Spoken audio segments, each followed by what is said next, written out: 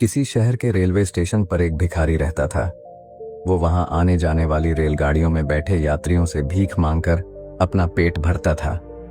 एक दिन जब वह भीख मांग रहा था तो सूट बूट पहने एक लंबा सा व्यक्ति उसे दिखा। उसने सोचा कि यह व्यक्ति बहुत अमीर लगता है, इससे भीख मांगने पर यह मुझे जरूर अच्छे पैसे देगा। वह उस लंबे व्यक्ति से भीख मांगने लगा। भिखारी को देखकर उस लंबे व्यक्ति ने कहा, तुम हमेशा मांगते ही रहते हो, क्या कभी किसी को कुछ देते भी हो? भिखारी बोला, साहब मैं तो भिखारी हूं, हमेशा लोगों से मांगता ही रहता हूं, मेरी इतनी औकात कहां कि किसी को कुछ दे सकूं।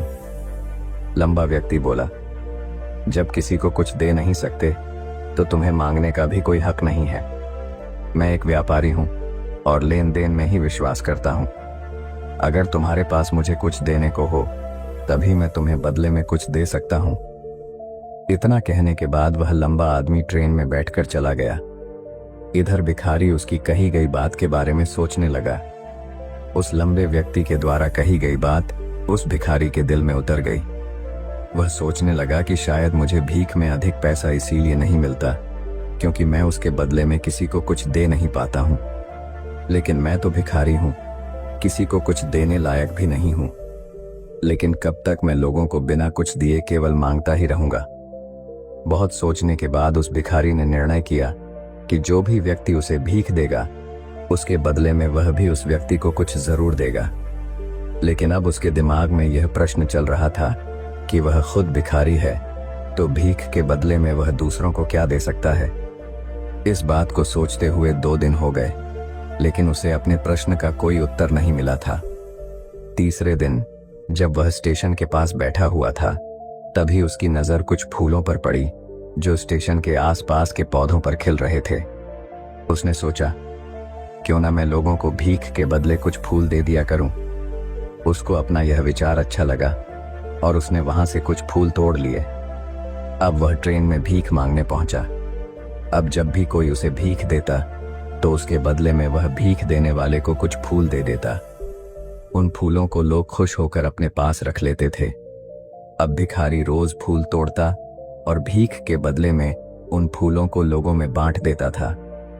कुछ ही दिनों में उसने महसूस किया कि अब उसे बहुत अधिक लोग भीख देने लगे हैं। वह स्टेशन के पास के सभी फूलों को तोड़ लाता था। जब तक उसके पास फूल रहते थे तब तक उसे बहुत से लोग भीख देते थे, लेकिन जब फूल बांटते बांटते खत्म हो जाते तो उसे भीख भी नहीं मिलती थी। अब रोज ऐसा ही चलता रहा। एक दिन जब वह भीख मांग रहा था तो उसने देखा कि वही लंबा व्यक्ति ट्रेन में बैठा है जिसकी वजह से उसे भीख के बदले फूल देने की प्रेरणा मिली थी। वह तुरंत उस व्यक्ति के पास पहुंच गया और भीख मांगते हुए बोला, आज मेरे पास आपको देने के लिए कुछ फूल हैं, आप मुझे भीख दीजिए तो बदले में मैं आपको कुछ फूल दूंगा। उस लंबे व्यक्ति ने उसे भीख के रूप में कुछ पैसे दे दिए और भिखारी ने कुछ फूल उसे दे दिए। उस लंबे व्यक्ति को यह बात बहुत पसंद आई। वह बोला, वाह क्या बात है, आज तुम भी मेरी तरह एक व्यापारी बन गए हो। इतना कहकर फूल लेकर वह लंबा व्यक्ति अपने स्टेशन पर उतर गया। लेकिन उस लंबे व्यक्ति द्वारा कही गई बात एक बार फिर से उस भिखारी के दिल में उतर गई। वह बार बार उस लंबे व्यक्ति के द्वारा कही गई बात के बारे में सोचने लगा और बहुत खुश होने लगा। उसकी आंखें अब चमकने लगीं। उसे लगने लगा कि अब उसके हाथ सफलता की वह चाबी लग गई है जिसके द्वारा वह अपने जीवन को बदल सकता है। वह तुरंत ट्रेन से नीचे उतरा और उत्साहित होकर बहुत तेज आवाज में ऊपर आसमान की तरफ देखकर बोला, मैं भिखारी नहीं हूं, मैं तो एक व्यापारी हूं, मैं भी अमीर बन सकता हूं। लोगों ने उसे देखा तो सोचा कि शायद यह भिखारी पागल हो गया है और अगले दिन से वह भिखारी उस स्टेशन पर फिर कभी नहीं दिखा। लेकिन 6 महीने बाद इसी स्टेशन पर 2 व्यक्ति सूट बूट पहने हुए यात्रा कर रहे थे। दोनों ने एक दूसरे को देखा तो उनमें से एक ने दूसरे से हाथ मिलाया और कहा, क्या आपने मुझे पहचाना? दूसरा व्यक्ति बोला, नहीं, क्योंकि मेरे हिसाब से हम लोग पहली बार मिल रहे हैं।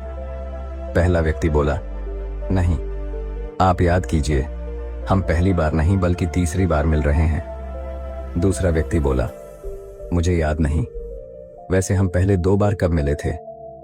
अब पहला व्यक्ति मुस्कुराया और बोला, हम पहले भी 2 बार इसी ट्रेन में मिले थे। मैं वही भिखारी हूं जिसको आपने पहली मुलाकात में बताया कि मुझे जीवन में क्या करना चाहिए, और दूसरी मुलाकात में बताया कि मैं वास्तव में कौन हूं। दूसरा व्यक्ति मुस्कुराया और अचंभित होते हुए बोला, ओह, याद आया, तुम वही भिखारी हो जिसे मैंने एक बार भीख देने से मना कर दिया था और दूसरी बार मैंने तुमसे कुछ फूल खरीदे थे। लेकिन आज तुम ये सूट बूट में कहाँ जा रहे हो और आजकल क्या कर रहे हो? तब पहला व्यक्ति बोला, हाँ, मैं वही भिखारी हूं, लेकिन आज मैं फूलों का एक बहुत बड़ा व्यापारी हूं और इसी व्यापार के काम से ही दूसरे शहर जा रहा हूं।